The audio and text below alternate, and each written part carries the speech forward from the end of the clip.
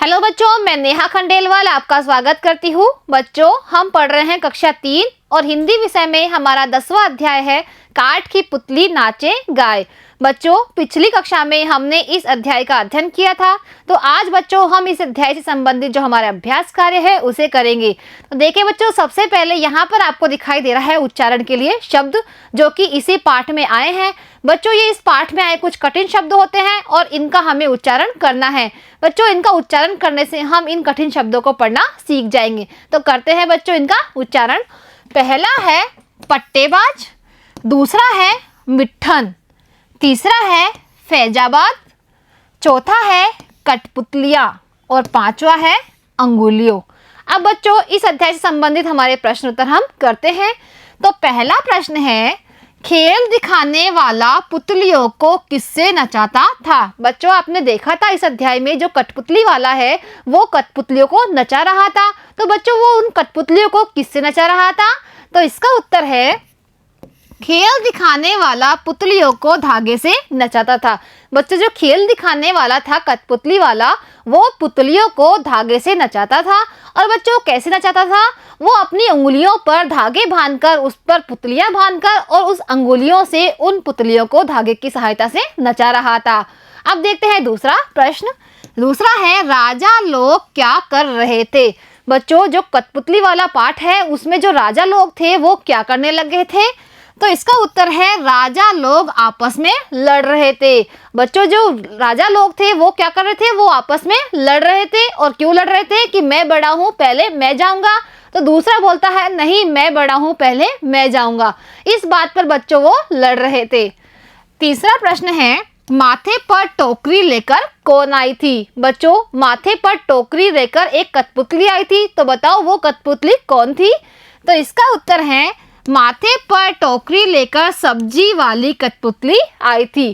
तो बच्चों माथे पर जो टोकरी लेकर आई थी वो कठपुतली कौन थी? सब्जी वाली थी। और बच्चों वो सब्जी बेच रही थी। और वो क्या बोलकर सब्जी बेच रही थी? तरकारी ले लो, तरकारी ले लो। अब देखिए बच्चों, प्रश्न नंबर 1 है, सही उत्तर का क्रमाक्षर कोष्टक में लिखिए। बच्चों, यहाँ पर जो प्रश्न दिया हुआ है उसके कुछ उत्तर लिखे हुए हैं।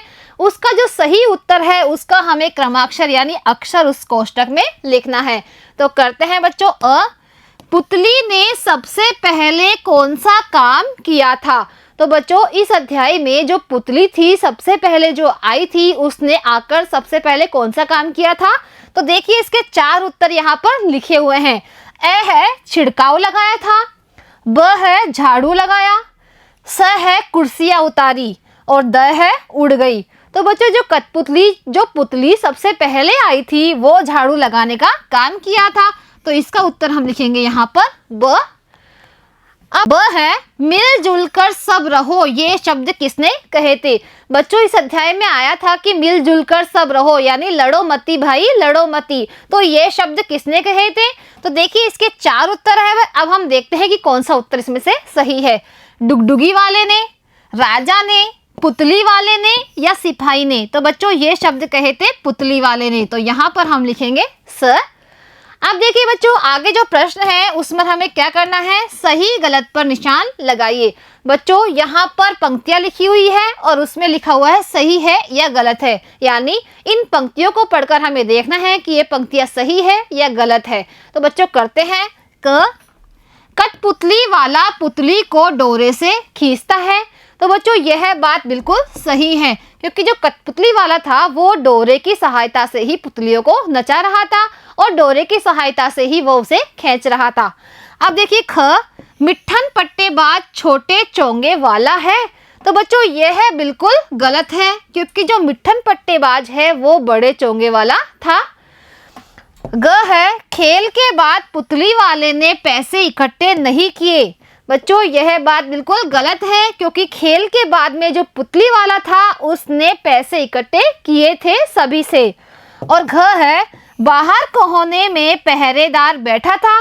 तो यह बात बिल्कुल सही है, क्योंकि बाहर जो कोना था उसमें क्या बैठा था? उसमें बैठा था पहरेदार। अब करते हैं बच्चों अगला प्रश्न। प्रश्न नंबर 3 है, कठपुतलियों को कौन नचाता है? बच्चों जो कठपुतलियां थी जो नाच रही थी उनको कौन नचा रहा था? तो इसका उत्तर है कठपुतलियों को पुतली वाला डोरे से नचाता है। बच्चों जो कठपुतलियाँ थी उसको जो पुतली वाला था जो उसको डोरे से अपनी अंगुलियों के माध्यम से नचा रहा था। अब करते हैं अगला प्रश्न, प्रश्न नंबर 4। कठपुतली ने कौन कौन से खेल दिखाए? तो इसका उत्तर है बच्चों कठपुतली ने झाड़ू लगाई, यानी सबसे पहले जो पुतली आई थी उसने झाड़ू लगाने का काम किया था। उसके बाद में उसने गाना सुनाया, फिर सब्जी बेचने वाली पुतली आई, उसके बाद में एक कठपुतली आई जिसने नाच कर दिखाया, उसके बाद में छिड़काव किया और राजाओं की लड़ाई आदि खेल दिखाए थे। तो बच्चों इस पार्ट में जो कठपुतली वाला था उनने पुतलियों के माध्यम से ये सभी खेल दिखाए थे। अब करते हैं बच्चों अगला प्रश्न, प्रश्न नंबर 5।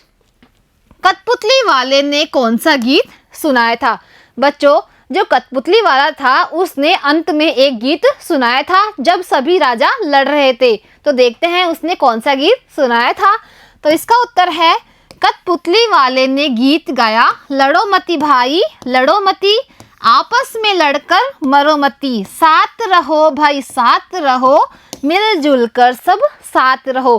तो बच्चों कठपुतली वाले ने राजाओं की लड़ाई को देखकर कौन सा गाना गाया था? लड़ो मती भाई लड़ो मती, आपस में लड़कर मरो मती, साथ रहो भाई साथ रहो, मिलजुल कर सब साथ रहो। यानी कोई भी आपस में मत लड़ो और लड़ लड़ के तुम मत मरो और सभी को मिलजुल कर साथ में रहना चाहिए। अगला प्रश्न है बच्चों, प्रश्न नंबर 6। मंच पर कौन कौन सी कठपुतलियाँ आई?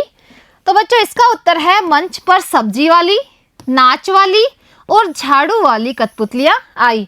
तो बच्चों मंच पर जो कठपुतलियाँ आई थी वो थी सब्जी वाली कठपुतली, और एक झाड़ू लगा के गई जो कठपुतली, और एक आई थी कौन सी, नाच कर गई वो कठपुतली। तो बच्चों आज हमने इस अध्याय से संबंधित हमारा अभ्यास कार्य किया।